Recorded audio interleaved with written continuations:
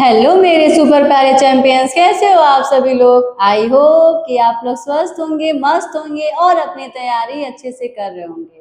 जैसे कि हमने पिछले क्लास में जो है अरिथमेटिक प्रोग्रेशन चैप्टर से, ठीक है, हमने 4 टाइप कवर कर लिए। अब बात आती वो 4 टाइप था क्या क्या।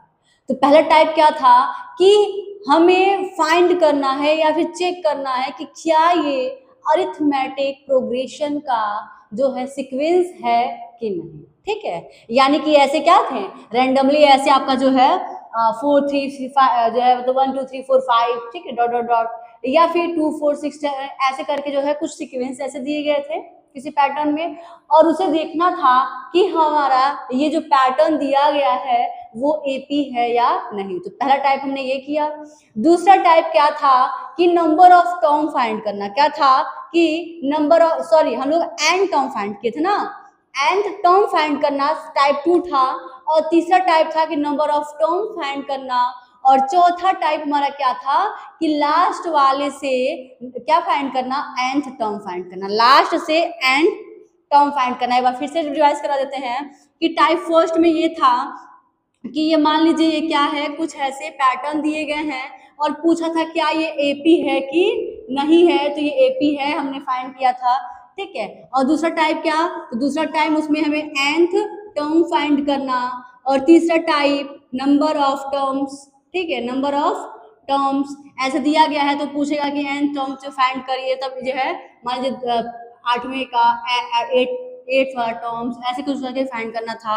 इस नंबर ऑफ टर्म्स का मतलब ये था कि टोटल कितने दिए गए हैं, इसमें लास्ट में भी दे देगा, टोटल पूछेगा कितने नंबर ऑफ टर्म है। चौथा क्या था कि लास्ट से, मान लो यहाँ पे भी कोई नंबर है, पूछेगा लास्ट से दूसरे नंबर पे क्या होगा, ठीक है, लास्ट से तीसरे नंबर पे क्या होता है, तो ये था। अब हमारा जो 5वां टाइप है वो क्या है कि ऐसे कह देगा कि थर्ड टर्म ये है, फोर्थ टर्म ये है, 10th टर्म फाइंड करिए। या फिर कहेगा, एक और क्वेश्चन इसमें बनेगा कि जो है थर्ड टर्म ये है, फोर्थ टर्म ये है, तो उससे हम लोग ए और डी निकाल करके कहेगा कि एपी का जो है 3 4 5 जो है पैटर्न बनाओ। समझ आई बात। तो आज हम करेंगे बिना देरी किए क्वेश्चन नंबर, सॉरी, टाइप 5। और टाइप 5 जो होगा, हमने 11 क्वेश्चन इस एपी से कर लिया है। अब 11 होने के बाद जो है 12 क्वेश्चन टाइप 5 होगा। तो बिना देरी किए स्टार्ट करेंगे आज की क्लास, और बहुत ही आराम से एकदम इजी वे में 1 बाय 1 करके एकदम आराम से स्लो में चलेंगे और पूरे टाइप को कवर करते हुए चैप्टर को भी फिनिश करेंगे। तो आज कुछ ये टाइप पढ़ते हैं 5वां। तो क्या है क्वेश्चन, देखिए पहले कि if the third term of an AP, क्या कह रहा है कि एपी का जो थर्ड टर्म है वो 12 है और उसी तरह से 7th टर्म जो है वो 24 है। तो क्या कह रहा है कि 10th टर्म फाइंड करिए। समझ भाई बात। अब हम आप लोग को एक चीज बताए थे कि अगर बात आती है सेकेंड टर्म का, ठीक है, ध्यान दीजिएगा, तो हमारा यहाँ पे जो सीरीज होता है वो कैसा होता है, A1 A2 A3 करके होता है, ऐसे करके हम बताए थे आप लोगों को, ठीक है। तो A1 मतलब कि होता है A, ठीक है, A2 क्या होता है तो A प्लस डी होता है, और A3 क्या होता है तो A प्लस 2D होता है, और A4 क्या होता है तो A प्लस 3D होता है। ऐसे करके हमारा सीक्वेंस बनता है, जो पैटर्न है वो बनता है, यही बताया गया था। तो बोला जाएगा कि जो है थर्ड टर्म, तो ये फर्स्ट टर्म है, ये सेकेंड टर्म है, ये थर्ड टर्म है और ये फोर्थ टर्म है। इसी तरीके से हमारा आगे का टर्म्स बनेंगे, ठीक है। तो क्वेश्चन क्या कह रहा है कि थर्ड टर्म जो है वो 12 है। अब बताइए थर्ड वाला क्या होगा, थर्ड का मतलब होगा कि A प्लस 2D जो है वो 12 है, यही होगा। और 7 टर्म का मतलब क्या हुआ कि A प्लस 6D होगा, वो 24 दिया हुआ है। तो 10th टर्म फाइंड करना है। ये कैसे बना था, तो आपका जो n टर्म वाला फॉर्मूला है, कौन सा, nth टर्म वाला फॉर्मूला क्या बताए थे कि an is equal to A plus n minus 1 into D. समझ में बात। अगर हम बात करें कि फर्स्ट वाले टर्म पे क्या होगा, यानी कि ए एन क्या हो, ए एन मतलब कि A1 क्या होगा, तो A प्लस यहाँ पे क्या हो जाएगा 1 माइनस 1 इंटू डी, तो ये पूरा हो जाएगा 0। इसका मतलब A1 इज इक्वल टू ए। समझ में बात। ये पैटर्न कैसे बना, वहां से हुआ। अगर हम कहें कि सेकेंड टर्म फाइंड करें, तो सेकेंड टर्म फाइंड करने का मतलब हुआ कि A2 A plus 2 minus 1 into D, तो यानी कि हो जाएगा a प्लस डी हो जाएगा। अब हम कहें कि थर्ड टर्म फाइंड करिए, तो थर्ड टर्म फाइंड करने का मतलब कि a3 is equal to a plus 3 minus 1 into D is equal to a plus 2d। समझ में आई बात कुछ कि हमें तो ये याद रखना है, बट अगर ये समझ नहीं आया कि मान लीजिए कभी कंफ्यूज भी आप लोग हो जाते हो कि a1 की जगह पे ये कैसे हुआ, a2 की जगह पे a प्लस डी कैसे हो रहा है, मतलब उसका जनरल जो फॉर्म है ये कैसे हुआ है, तो आपको एक फॉर्मूला और याद रखना होगा कि nth टर्म वाला फॉर्मूला हम याद रखे थे कि an is equal to a plus n minus 1 into D होता है। तो अगर वन टर्म पे बात करेंगे तो ये बनेगा a बनेगा, और सेकेंड टर्म पे a प्लस डी बन रहा है। इस तरीके से हमने यहाँ पे फाइंड किया। समझ में आई बात? तो अब हम करेंगे क्वेश्चन को सॉल्व। सबको समझ में आ रहा है? बता दीजिएगा कि यस मैम आया। ठीक है, आप लोग जरूर बताओगे इस चीज को। तो अब हम करेंगे क्वेश्चंस को सॉल्व। तो यहाँ पे क्या कह दिया है कि थर्ड टर्म दिया है 12। क्या है कि थर्ड टर्म 12 है, तो लिखेंगे गिवन, क्या है कि गिवन में क्या है कि थर्ड टर्म गिवन है, थर्ड टर्म गिवन है। तो थर्ड टर्म का मतलब क्या हुआ कि a3 हुआ ना, और a3 क्या होता है, तो अगर हम a3 दिया हुआ, a3 कितना दिया है 12। समझ में बात? a3 का मतलब कि a plus 3 minus 1 into D is equal to 12, यानी कि हम डायरेक्ट कर सकते थे कि a plus 2d is equal to 12। समझ में आई बात? अगर आप ऐसे लिखो तो भी करेक्ट है, और डायरेक्ट में भी लिख सकते हो कि a3 इज इक्वल टू ये चीज, यानी कि ये डायरेक्ट और इज इक्वल टू 12, ये भी कोई दिक्कत नहीं है। ये हम समझाने की वजह से आप लोग को इतना बताया है। ठीक है, अब देखिए और क्या है, इसको मान लीजिए क्वेश्चन नंबर फर्स्ट। अब बोला है कि a7 जो है दिया गया है 24, तो a7 का फॉर्मूला क्या होगा, a plus 7 minus 1 into D is equal to 24, तो ये हो जाएगा a plus 6d equal to 24। तो आप इसको बनाओगे इक्वेशन नंबर 2। समझ में आई बात? अब क्या करेंगे, हमें फाइंड करना है 10th टर्म। हमने तो अभी क्या कर लिया, ये तो जो इक्वेशन के अकॉर्डिंग लिख लिए, बस फाइंड करना है 10th टर्म। तो 10th टर्म फाइंड करने के लिए क्या होता है, तो हमें 10th टर्म फाइंड करने के लिए सबसे पहले जानना होगा a और d की वैल्यू। क्योंकि यहाँ पे दिया नहीं है, तो ये इक्वेशन इसीलिए बना है कि हम इस इक्वेशन को सॉल्व करके a और d की वैल्यू फाइंड करेंगे। अब देखिए, तो यहाँ से हम लोग क्या करेंगे, आप पिछले क्लास में पढ़ चुके हैं, मतलब कि क्वाड्रेटिक इक्वेशन में पढ़ाया जा चुका है कि अगर दो equation linear equation, quadratic equation में नहीं, वो आप लीनियर इक्वेशन में पढ़े थे। ठीक है, कि जब दो पेयर ऑफ लीनियर इक्वेशन होते हैं तो उन्हें फाइंड करने के लिए हम 3 मेथड को बताए थे। रिवाइज भी हो जाएगा आप लोगों का। ठीक है, कौन कौन सा? ग्राफिकली मेथड था, एलिमिनेशन मेथड, सब्स्टिट्यूशन मेथड। तो वही का यूज करते हुए हम यहाँ से फाइंड करेंगे इस a और d की वैल्यू। तो यहाँ पे हम यूज करेंगे एलिमिनेशन मेथड। कौन सा? एलिमिनेशन मेथड, यानी कि हम डायरेक्ट कहेंगे कि सब्ट्रैक्ट, क्या लिखेंगे, सब्ट्रैक्ट द इक्वेशन, ठीक है, फर्स्ट फ्रॉम 2, यानी कि दो वाले में से फर्स्ट वाले को घटाएंगे। तो फर्स्ट सेकेंड वाला क्या है, तो ये है a plus 6d is equal to 24, और फर्स्ट वाला क्या है, तो फर्स्ट है a plus 2d equal to 12। हमें क्या करना है, घटाना है, और घटाने में क्या होता है, जो सिंबल प्लस का होता है वो माइनस हो जाता है, और जो माइनस का होता है वो प्लस हो जाता है। तो यहाँ पे क्या होगा, माइनस, फिर यहाँ पे माइनस और यहाँ पे भी माइनस, तो ये a से घट जाएगा, यानी कि कट जाएगा। यहाँ पे हो जाएगा हमारा 4d और इक्वल टू 12। इस तरह से हम कट करें तो 4 1 जा 4, 4 3 जा 12, यानी कि d की वैल्यू आ गया 3। कितना? तो ये d की वैल्यू आ गया 3। अब क्या करेंगे, इस d की वैल्यू को इक्वेशन फर्स्ट में रखें या फिर इक्वेशन सेकंड में, तो यहाँ पे हम फर्स्ट में ही रखेंगे। ठीक है, लिखेंगे कि पुट द, क्या लिखेंगे कि put the value of d in equation 1। समझ में आई बात? यानी कि इक्वेशन 1 में d की वैल्यू पुट करने जा रहे हैं, तो ये जाएगा a plus 2 into 3 equal to 12। तो ये हो जाएगा a, ये देखिए यहाँ पे ध्यान दीजिएगा, 2 इंटू 3 करेंगे तो 6 होगा, और 6 को हम डायरेक्ट जो है 12 के पास भेज देते हैं, तो ये हो जाएगा -6, यानी कि a की वैल्यू आ गया 6। कितना आ गया? a की वैल्यू 6 हो गया, और d की वैल्यू 3 हो गया। तो अब हम 10th टर्म फाइंड कर सकते हैं। अब देखिए कुछ यहाँ इसके बाद 10th टर्म फाइंड करना है, यानी कि A10 फाइंड करना है। क्या? A10 फाइंड करना है, और A10 का मतलब हुआ A प्लस n माइनस 1, तो यहाँ पे n की जगह पे क्या लिखेंगे? 10 माइनस 1 इंटू डी। समझ में आई बात? अब देखिए A की वैल्यू आप निकाल लिए हो 6 और D की वैल्यू 3, तो यहाँ पे लिखेंगे 6 प्लस 9 इंटू डी की वैल्यू है 3, तो ये जाएगा 6 प्लस 9 3 27 और ऐड करेंगे तो 33, यानी कि A10 जो आ गया आपका कितना आ गया? 33, और यही हो जाएगा हमारा आंसर। आई होप कि आपको ये पहला वाला क्वेश्चन बहुत ही अच्छे से समझ में आया होगा, क्योंकि देखिए यहाँ पे बहुत ही आराम से एकदम छोटे छोटे एकदम आराम से लेकर के किया गया है, और आपका ये पहला क्वेश्चन कंप्लीट हुआ टाइप 5 का। अब हम इसी बेस्ड एक और क्वेश्चन करेंगे, ठीक है? एक नहीं और 2 क्वेश्चन करने वाले हैं, घबराइएगा नहीं, क्योंकि हम 2 तरीका बताते हैं, एक तो ऐसे फाइंड करना, सेम इसी के बेस पे एक और क्वेश्चन सॉल्व करेंगे। क्वेश्चन नंबर 13 होगा। अब देखिए क्वेश्चन नंबर 13 है, if the 7th term of an AP is 1/9।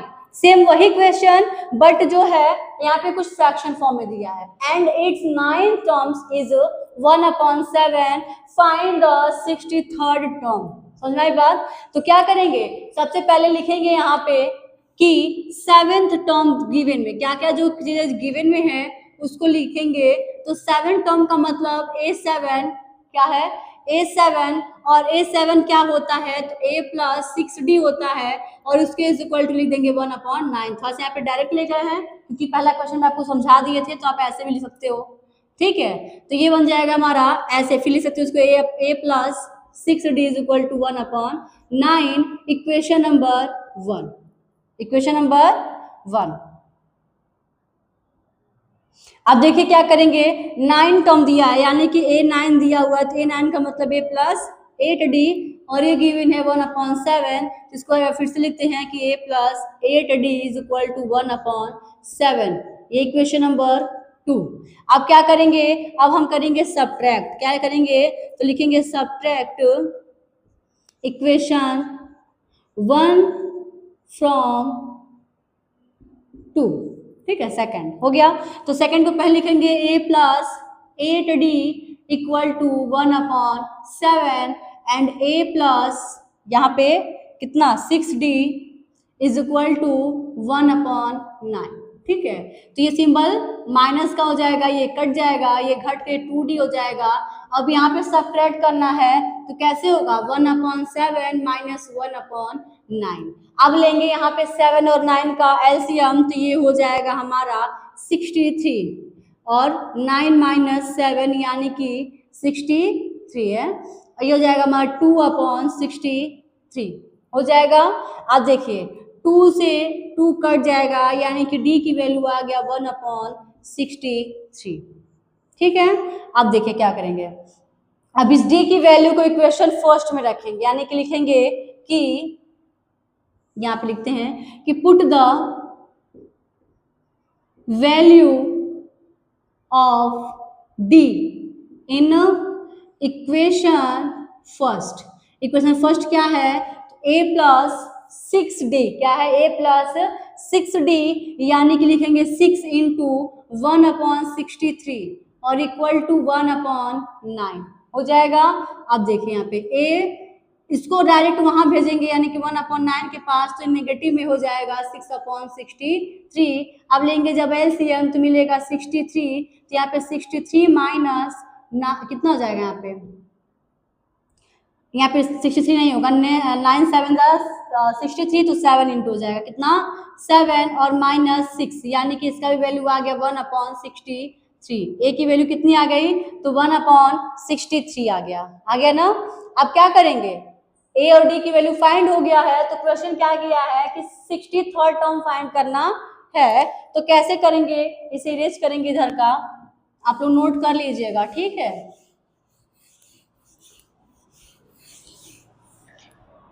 तो ये हो जाएगा हमारा, फाइंड करना है 63rd टर्म, तो यानी कि यहाँ पे लिखेंगे A 63 is equal to A plus कितना हो जाएगा? 63 माइनस 1 इंटू D, यानी कि ये हो जाएगा a की वैल्यू कितना पुट करेंगे तो 1/63 हो गया, और यहाँ पे प्लस इसकी वैल्यू हो जाएगा 62 इंटू 1/63 हो जाएगा।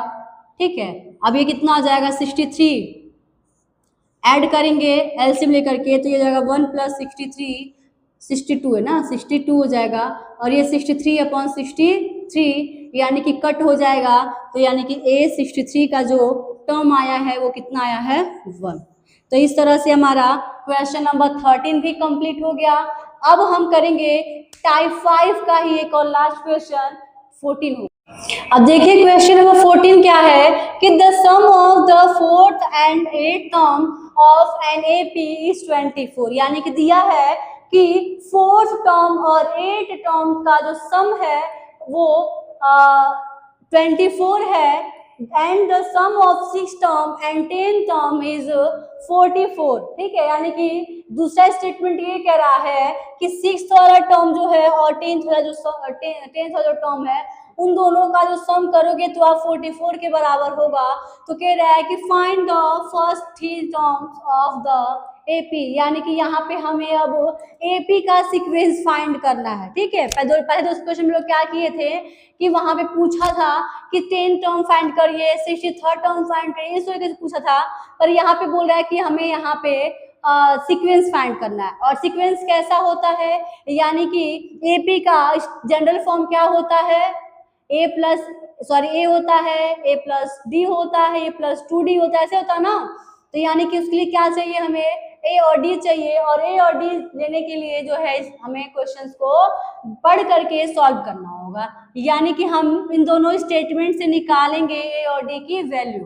पहला क्वेश्चन क्या कह रहा है कि sum of 4th term and 10th term और 8th टर्म, तो 4th टर्म का क्या होगा, a4 और प्लस 18 गिवन है 24। इसका मतलब क्या है कि 4th टर्म का मतलब a plus 3d and 8th term का मतलब a plus 7d is equal to 24 हो जाएगा। आप देखिए यहाँ पे a मिलके 2a हो गया, यहाँ पे 10d हो गया, और यहाँ 24। अब इसको और शॉर्ट किया जा सकता है, देखा जाए जिसमें 2 कॉमन दिख रहा है, तो 2 कॉमन दिखेगा तो क्या बचेगा, a plus 5d equal to 24, यही होगा। 2 से कट करेंगे 6 टाइम चला जाएगा, 6 टाइम नहीं जाएगा जी बच्चा, 12 टाइम्स। ठीक है, कितने टाइम्स, 12 टाइम्स, यानी कि a plus 5d equal to 12, equation 1 बन जाएगा। ठीक, एंड अगेन मतलब कि आगे जो दिया गया है दूसरा स्टेटमेंट वो क्या है कि 6th term and 10th term का सम 44 है, यानी कि a6 plus a10 is equal to 44। a6 का मतलब a plus 5d and a10 का मतलब a plus 9d equal to 44। समझ में आई बात। अब देखिए फिर से a और a जुट करके हो जाएगा 2a, कितना हो जाएगा 2a, और प्लस यहाँ पे हो जाएगा 14d इज इक्वल टू 44। यहाँ पे भी लेंगे हम 2 को कॉमन, क्या करेंगे 2 को कॉमन लेंगे तो बचेगा a प्लस 7d और इक्वल टू हो जाएगा 44। कट कर दो 22 टाइम्स, तो ये हो जाएगा a plus 7d is equal to 22, equation number 2। अब क्या करेंगे, एलिमिनेशन का यूज करके जो है हम फाइंड करेंगे a और d, तो लिखेंगे सब्ट्रैक्ट इक्वेशन 1 फ्रॉम 2। ठीक है, यानी कि सेकंड वाले में से फर्स्ट वाले को घटाएंगे तो ये जाएगा a plus 7d equal to 22, और फर्स्ट वाला क्या है, तो फर्स्ट वाला यहाँ पे है a plus 5d is equal to 12, a plus 5d equal to 12, plus का सिंबल माइनस हो जाएगा, कट जाएगा, यहाँ पे हो जाएगा हमारा 2d इक्वल टू 10, तो ये कटेगा 5 टाइम्स, तो यहाँ पे आ जाएगी d की वैल्यू 5, कितनी d की वैल्यू 5। अब d की वैल्यू को इक्वेशन फर्स्ट में रखेंगे तो लिखेंगे put the value of d in equation 1।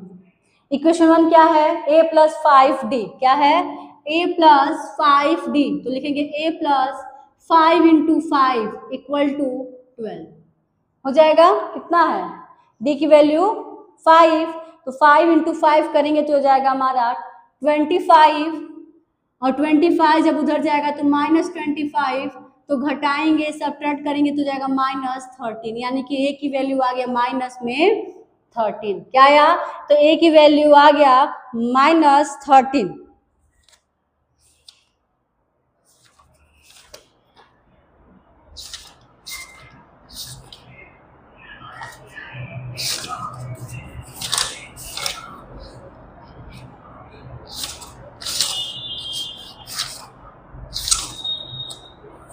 ठीक है।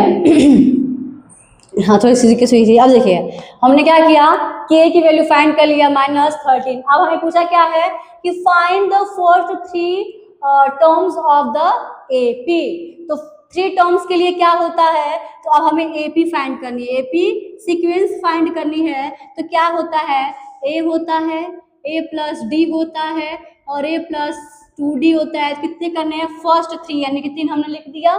तो ए का वैल्यू -3 और यहाँ पे ए की वैल्यू -13 है, और -13 में से जब 5 को घटाओगे तो कितना बचेगा? -8 होगा ना। 13 में से 5 घटाओगे तो -8। यहाँ पे 2d का मतलब 5 इंटू 2 यानी कि 10, और -13 में से जब +10 को घटाओगे तो कितना हो जाएगा? -3। कितना हो जाएगा? -3। तो ये रहा हमारा एपी का सीरीज सीक्वेंस, ये हो गया आंसर। क्या हो गया? आंसर। तो इस तरह से जो है टाइप 5 भी कंप्लीट हुआ। अब इसी तरह आगे बढ़ते हुए एंड टर्म फाइंड करने वाले फॉर्मूले से ही अब हम करेंगे वर्ड प्रॉब्लम क्वेश्चन। क्या है? Word problem question type 6। ठीक है। अब देखिए टाइप 6 है वर्ड प्रॉब्लम क्वेश्चन। ठीक है, और एंड टर्म वाले फॉर्मूले से ही होगा। ध्यान से समझिएगा, ध्यान से पढ़िएगा, बहुत अच्छा से होगा, बहुत आराम से होगा। वर्ड प्रॉब्लम है, डरने की कोई जरूरत नहीं है। तो क्वेश्चन पे आते हैं हम लोग। क्या है कि सुब्बाराव, क्या है क्वेश्चन, कह रहा है कि Subbarao started work in 1995 at an annual salary of 5000। ठीक है, and received an increment of 200 each year. If in which year did his income reach 7000? ठीक है, क्वेश्चन कह रहा है कि सुब्बाराव जो है वो अपना वर्क स्टार्ट कर रहा है 1995 में, और उसका जो एनुअल का मतलब होता है वार्षिक, और वार्षिक का मतलब होता है ईयर वाइज। ठीक है, एक साल का वार्षिक, 12 महीने में वार्षिक होता है ना, एक साल। तो एनुअल सैलरी उसका 5000 है, यानी कि एक साल में उसका 5000 रुपए है। And received an increment of 200 each year, और उसको पर साल जो है 200 रुपए क्या करा जा रहा है? इंक्रीमेंट किया जा रहा है, मतलब बढ़ाया जा रहा है।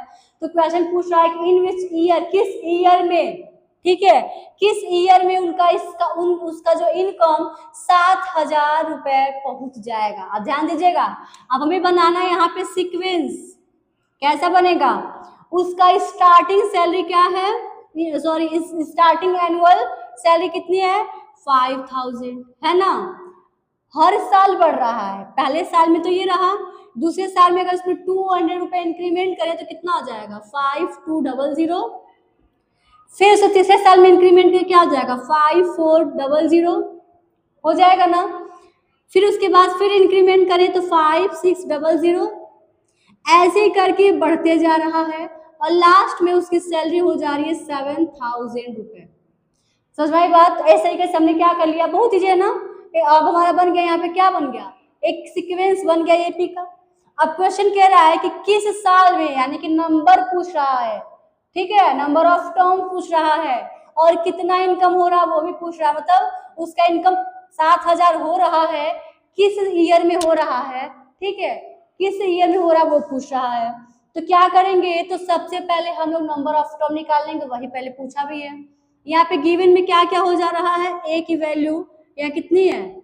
5000 है ना, 5000 है, और डी की वैल्यू कितनी है?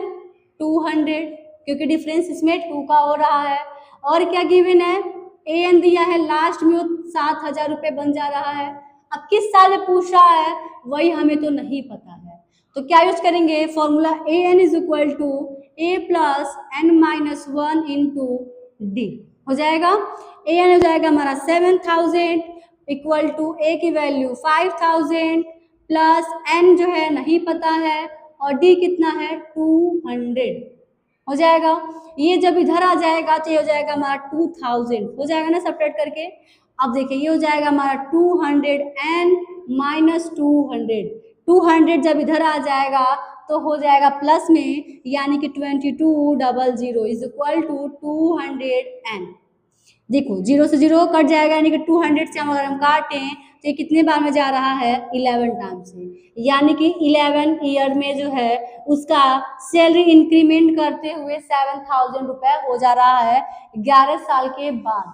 ठीक है, 11 साल के बाद। तो वो ईयर भी पूछ रहा है, ईयर उसका क्या होगा, तो वो स्टार्ट हुआ था 1995 में। ठीक है, और वो इंक्रीमेंट किया 11 साल और 1 माइनस करेंगे क्योंकि वो खुद का भी तो 1 साल बच रहा है ना बाबू। तो ये हो जाएगा कितना 1995 प्लस 10 ऐड कर दो तो ये 5002, यानी कि 2005 में उसकी सैलरी 7000 रुपए हो जाती है। तो ये था हमारा, देखो देखने में कितना बड़ा लग रहा था कि हमसे ये नहीं होगा, बट हो गया ना। तो डरो नहीं, करो। समझ में आई बात। मैथ ऐसा चीज है, इंटरेस्ट लेके पढ़ोगे तो बहुत आराम से समझ में आएगा। और अगर आप इस मतलब यहाँ से पढ़ रहे हो, ठीक है, कहीं से भी पढ़ो, मन से पढ़ो, बट अगर ये चीजें पढ़ रहे हो तो हम यही कहेंगे कि जो क्लास को पूरा देखो, एंड तक देखो, आपको बहुत अच्छे समझ में आएगा। इस तरीके से हमने 15 क्वेश्चन कर लिया। अब क्वेश्चन नंबर 16 होगा इसी वर्ड प्रॉब्लम का और nth टर्म वाले फॉर्मूले से ही होगा। ठीक है, अब देखिए 16 क्वेश्चन है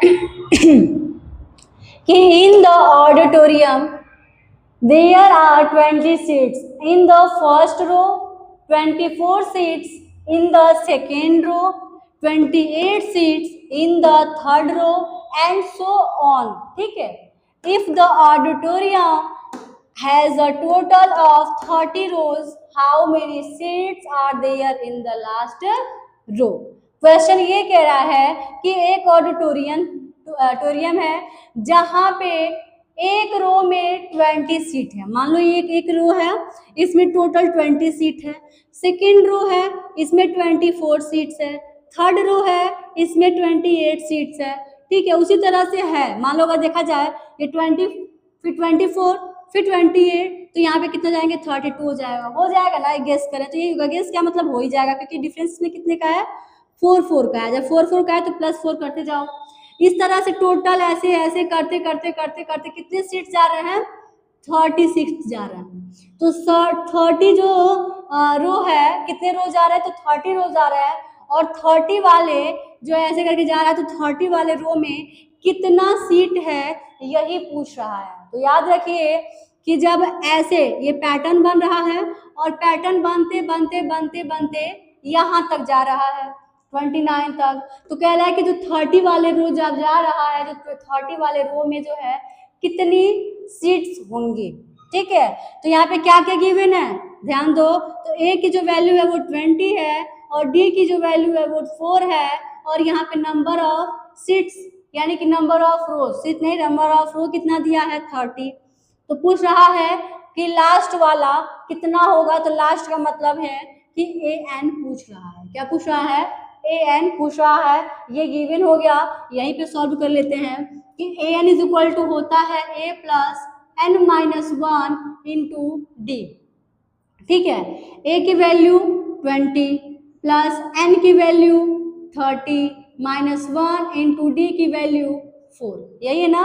20, 24, 28 गया। ठीक है, अब देखो यहाँ पे क्या हो जाएगा 20 प्लस 29 इंटू 4, तो ये जाएगा 20 प्लस मल्टीप्लाई कर दो तो ये जाएगा 9 4 36, 3 बचा और 12 और 3 15, कितना 15 ऐड कर दोगे तो जाएगा 671 यानी कि 176 सीट्स, यानी कि थर्ड वाले रो में कितने सीट्स होने वाले हैं तो 176 होगा और यही हो जाएगा हमारा आंसर। ठीक है, ये हो जाएगा आंसर। इस तरह से एंड टर्म वाले फॉर्मूले से हमने 6 टाइप के क्वेश्चन कंप्लीट किया। अब जो हमारा नेक्स्ट क्लास होगा वहाँ हम नेक्स्ट फॉर्मूला यानी कि एपी वाले में आपका एक एंड टर्म का फॉर्मूला है और एक सम का फॉर्मूला है। तो अब हम नेक्स्ट क्लास में सम के फॉर्मूले से क्वेश्चन सॉल्व करेंगे पूरे टाइप वाइज। और देख लीजिएगा एग्जाम में अगर ये 6 टाइप आप पढ़ करके जाओगे तो ऐसा नहीं हो सकता, अगर इस फॉर्मूले बेस्ड पे आने वाला क्वेश्चन होगा तो इसी 6 टाइप्स में से आपका क्वेश्चन आएगा, अदरवाइज मिलेगा ही नहीं। ठीक है, तो हम यही कहेंगे पूरा क्लास सेंटर देखिए, आपको टाइप वाइज क्वेश्चन बन रहा है, कोई दिक्कत नहीं होगा एग्जाम के लिए। तो आज के लिए इतना ही। हमें उम्मीद होगा कि आप लोगों को क्लासेस जो है अच्छे समझ में आ रहे होंगे और ये चीज और एक क्लास देखने से आप लोगों का नहीं काम चलेगा। ठीक है, तो प्लेलिस्ट ओपन करिए और पूरा क्लास देखिए।